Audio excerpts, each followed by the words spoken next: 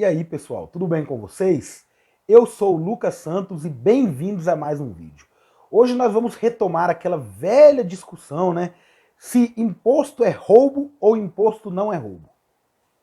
Então, como eu já venho falando aqui no canal, imposto não é roubo. Imposto precede a existência do Estado. O pessoal sempre usa aquela velha retórica, aquela retórica chata de comparar o imposto a um roubo, simplesmente porque o pagamento ele é obrigatório, ele é compulsório. O cidadão ele não tem escolha entre pagar ou não. Porém, o tributo, né, porque o imposto ele é uma forma de tributo. Existem outros tipos de tributos. O tributo ele precede a existência de qualquer Estado. Você não consegue me citar aqui um país no mundo que não cobre impostos. Se a rua da sua casa é asfaltada, ela é asfaltada porque alguém pagou imposto. Você gosta de morar em uma rua asfaltada? Se existe polícia militar, corpo de bombeiros, SAMU, é porque alguém pagou impostos. Se existe defesa nacional, se existe forças armadas, se existe polícia federal, é porque alguém pagou impostos. Então isso aí já é uma explicação assim, muito trivial, já para anular aquela retórica chata de quem fala que não, o imposto é roubo e afirma categoricamente, mas usa só a retórica para explicar.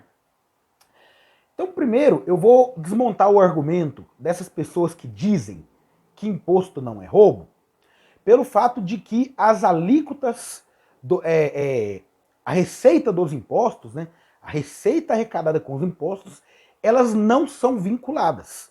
Isso está na nossa Constituição.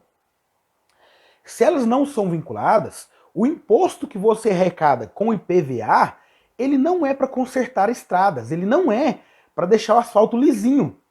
Porque a gente não tem um imposto para cada serviço social. A gente não tem um imposto só para a educação, a gente não tem um imposto só para a saúde, a gente não tem um imposto só para pagar polícia militar e polícia federal.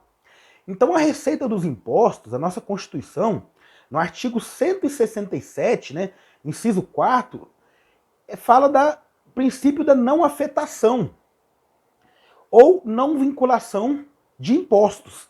Quando você paga um imposto, você está pagando porque para o Estado você demonstrou riqueza. Se você tem um veículo automotor, você tem um carro, uma moto, um caminhão, para o Estado você está demonstrando riqueza. E como os impostos eles são proporcionais, ou seja, o cara que ganha mais, ele paga mais imposto, você vai acabar pagando mais se você tem um carro mais caro.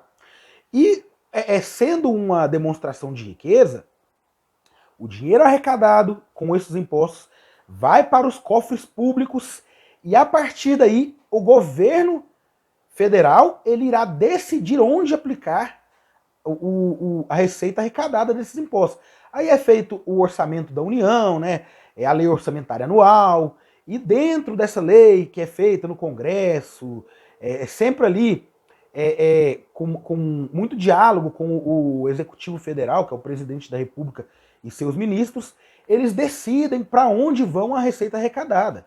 Então tudo vai para os cofres públicos. Mas assim, vocês vão falar, existem algumas exceções. Existem.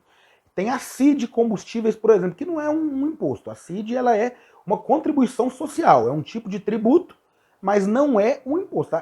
A CID Combustíveis ela tem receita vinculada.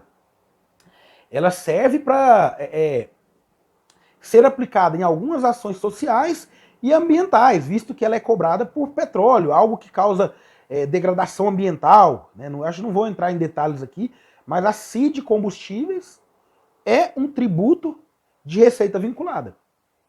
E também existem algumas exceções, que já foi alvo até de jurisprudência do STF. As receitas em saúde e educação apenas, elas podem ser vinculadas, mas aí não é simplesmente a receita de impostos, é um pouco mais complicado. Receitas de alguns tributos, elas são e podem sim ser vinculadas à saúde e educação apenas. Não é assaltamento público, não é segurança pública. Então pronto, a receita de impostos não é vinculada. Gravem isso, eu recomendo a todos que deem uma aprofundada no tema. É muito importante.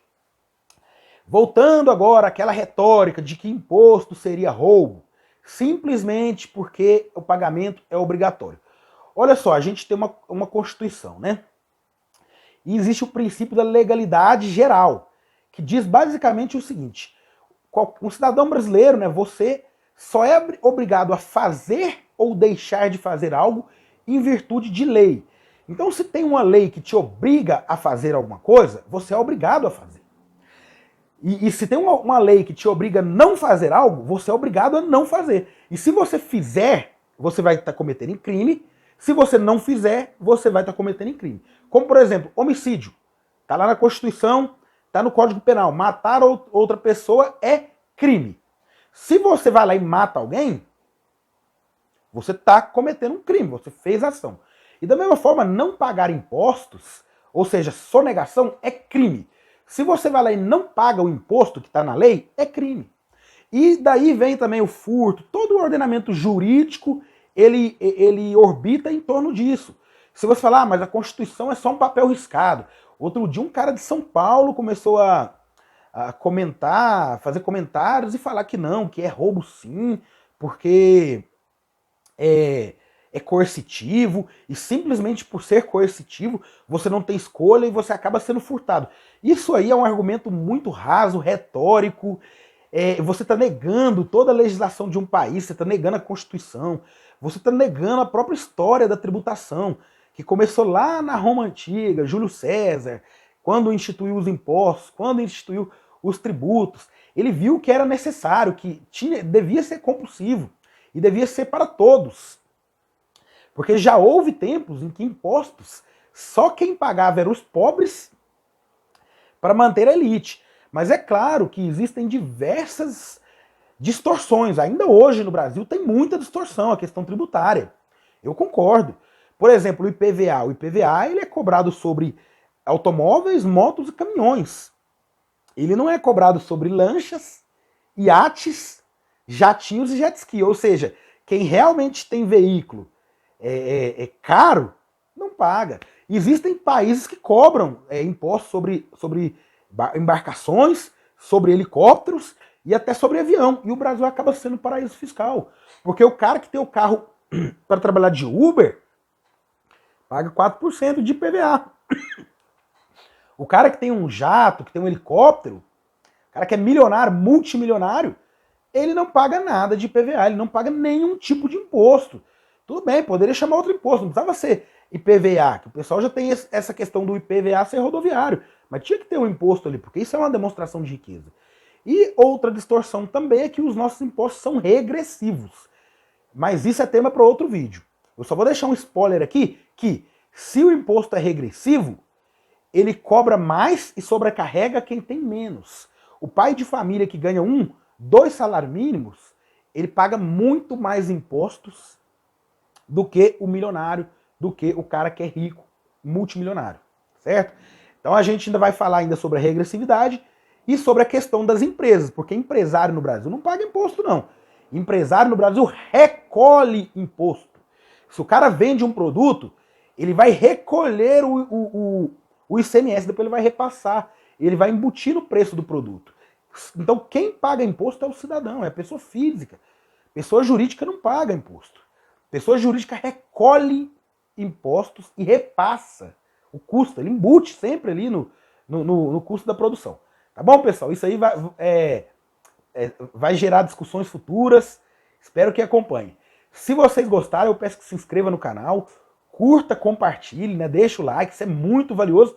E aqueles que quiserem contribuir com o canal, é só olhar na descrição aí, a gente tem um apoia-se também, só se você puder, só se você quiser, tá bom? Muito obrigado, um grande abraço e até o próximo vídeo.